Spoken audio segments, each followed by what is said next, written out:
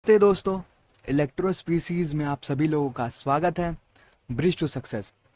आज 28 जुलाई है और आज हम कवर करने वाले हैं एनालॉग इलेक्ट्रॉनिक्स के बीजेटी एंड एफईटी के 10 मोस्ट इंपॉर्टेंट क्वेश्चंस को। तो बिना टाइम वेस्ट किए मूव करते हैं हमारे पहले क्वेश्चन की तरफ। तो दोस्तों, जो हमारा पहला क्वेश्चन है वो पूछ रहा है कि a BJT is said to be operating in the saturation region if. जो हमारा बाइपोलर जंक्शन ट्रांजिस्टर होता है उसको हम लोग कब बोलेंगे कि वो सैचुरेशन रीजन में काम कर रहा है। तो देखिए, यहाँ पे सबसे पहले हम लोग सैचुरेशन रीजन को समझ लेते हैं कि सैचुरेशन रीजन क्या होता है। तो ध्यान से सुनिएगा, सैचुरेशन रीजन ऐसा रीजन है जिसमें emitter base and base collector junction of transistor forward biased होते हैं। ठीक है, सैचुरेशन रीजन में हाई करंट फ्लो करता है ट्रांजिस्टर से क्योंकि दोनों जंक्शन फॉरवर्ड बायस्ड होते हैं और रेजिस्टेंस बहुत कम रहता है। ट्रांजिस्टर जो है हमारा वो सैचुरेशन रीजन में तभी जाता है जब अपना जो बीटा है वो ग्रेटर देन होगा आईसी बाय आईबी से। ठीक है, जो हमारा बीटा होता है जब वो ग्रेटर देन होता है आईसी बाय आईबी से, तब हम लोग बोलते हैं कि वो ट्रांजिस्टर सैचुरेशन रीजन में चला गया है। आईसी हमारा कलेक्टर करंट है और जो आईबी है वो बेस करंट हो जाएगा। तो दोस्तों, जो इसका फर्स्ट नंबर क्वेश्चन का जो राइट आंसर होना चाहिए वो होना चाहिए कि जब दोनों जंक्शन फॉरवर्ड बायस हो जाएं।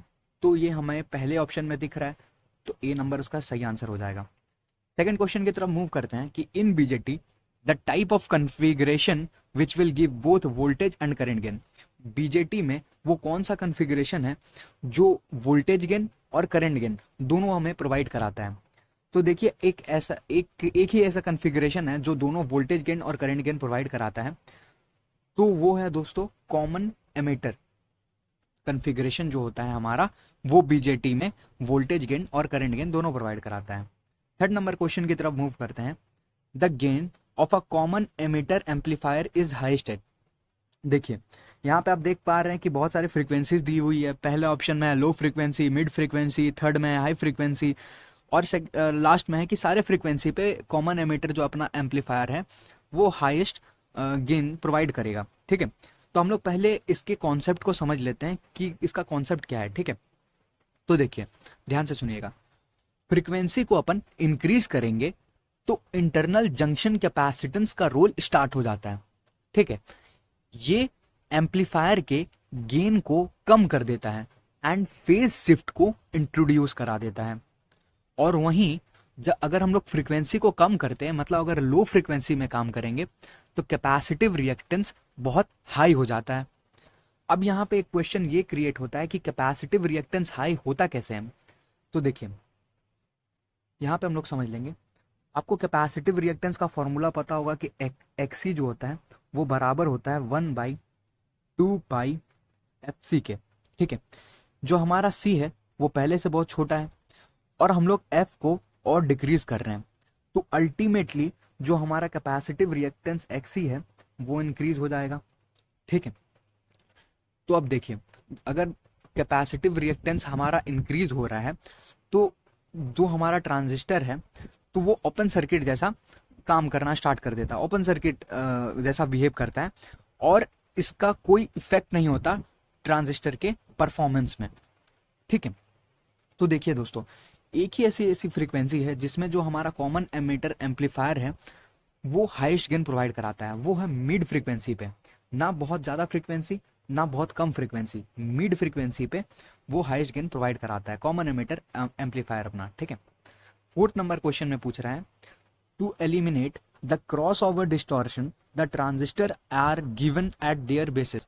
अगर हमें क्रॉस ओवर डिस्टॉर्शन को हटाना है तो ट्रांजिस्टर के बेसिस पे हम क्या देंगे। तो देखिए, सबसे पहले ये जान लेंगे कि जो यहाँ पे टर्म है क्रॉस ओवर डिस्टॉर्शन वो किसको बोलते हैं। ठीक है, तो देखिए, क्रॉस ओवर डिस्टॉर्शन बहुत सारे सर्किट्स में होता है, लेकिन मेनली जो होता है वो push pull amplifier class B amplifier में होता है। ठीक है, क्लास बी एम्पलीफायर में आउटपुट स्टेज पे 2 ट्रांजिस्टर्स लगे रहते हैं। ठीक है, ये आपको पता होगा कि जो पुश पुल एम्पलीफायर होता है हमारा, उसके आउटपुट स्टेज पे 2 ट्रांजिस्टर लगे रहते हैं। देखिए, तो इससे प्रॉब्लम ये होता है कि दोनों ट्रांजिस्टर आउटपुट पे तालमेल नहीं बैठा पाते। ठीक है, तो आगे क्या होता है कि जब सिग्नल चेंज होता है एक ट्रांजिस्टर से दूसरे ट्रांजिस्टर में 0 वोल्टेज पॉइंट में, तो डिस्टॉर्शन क्रिएट होता है आउटपुट वेव शेप में। ठीक है, इसी कंडीशन को हम लोग बोलते हैं क्रॉस ओवर डिस्टॉर्शन।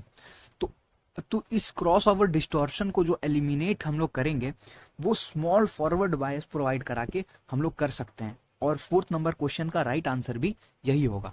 ठीक है, 5 नंबर क्वेश्चन की तरफ बढ़ते हैं कि if the temperature increase the value of VBE, अगर हम लोग टेम्परेचर को इंक्रीज कर देंगे तो जो वैल्यू होता है वोल्टेज का बेस टू एमीटर में, वो क्या हो जाएगा। तो ऑप्शन की तरफ बढ़ते हैं, क्या वो रिमेन सेम रहेगा, या इंक्रीज हो जाएगा, या डिक्रीज हो जाएगा, या फिर नन ऑफ दीज होगा। तो जो इसका राइट आंसर होना चाहिए दोस्तों वो सी होगा, वो डिक्रीज हो जाएगा। ठीक है, 6 नंबर क्वेश्चन की तरफ अगर बढ़ें तो 6 नंबर क्वेश्चन अपन से पूछ रहा है कि the current gain of a common base amplifier is, जो करेंट गेन होता है एक कॉमन बेस एम्पलीफायर का वो कितना होता है। तो दोस्तों जो करंट गेन होता है वो 1 के इक्वल होता है। ठीक है, कॉमन बेस एम्पलीफायर में इक्वल टू 1 होता है, इसको आप ध्यान रखिएगा, है ना। 7th नंबर क्वेश्चन की तरफ पूछ रहा है कि if negative feedback is used in the amplifier circuited. देखिए, अगर हम लोग नेगेटिव फीडबैक का इस्तेमाल करते हैं एम्पलीफायर में तो क्या होगा। तो देखिए, नेगेटिव फीडबैक सिर्फ थोड़ा सा लॉस करता है कि वो गेन को रिड्यूस कर देता है, लेकिन वो हमें बहुत से फायदे पहुंचाता है, जैसे नॉइज को रिड्यूस करता है, डिस्टॉर्शन को रिड्यूस करता है, बैंडविड्थ को इंक्रीज करता है, मतलब फायदा ही फायदा है। सिर्फ एक जगह नुकसान होता है कि गेन को वो घटा देता है। ठीक है, तो जो 7th नंबर क्वेश्चन का जो राइट आंसर होना चाहिए दोस्तों वो होता है सी नंबर, रिड्यूसेस डिस्टॉर्शन। अब 8th नंबर क्वेश्चन की तरफ बढ़ते हैं कि ए ट्रांजिस्टर कंसिस्ट ऑफ। देखिए, एक ट्रांजिस्टर में क्या रहता है। ठीक है, क्या लेस पावर गेन होता है, या फिर 2 PN जंक्शन रहता है, 3 PN जंक्शन रहता है, 4 PN जंक्शन रहता है। तो देखिए, एक ट्रांजिस्टर में 2 PN जंक्शन हम अवेलेबल होते हैं। ठीक है, तो आंसर होना चाहिए इसका 8 का बी। 9th नंबर क्वेश्चन की तरफ बढ़ते हैं, जो इनपुट रेजिस्टेंस होता है एक कॉमन एमिटर ट्रांजिस्टर का, कॉमन एमिटर ट्रांजिस्टर सर्किट का, वो किस ऑर्डर में होता है, इज द ऑर्डर ऑफ। ठीक है, तो देखिए, जो इनपुट इम्पीडेंस होता है अपना वो होता है 500 to 1500 के रेंज में होता है। ठीक है, ऑर्डर में होता है। 10th नंबर क्वेश्चन की तरफ अगर बढ़े हैं तो 10th नंबर क्वेश्चन में पूछ रहा है कि for proper operation of a transistor it's collector should have.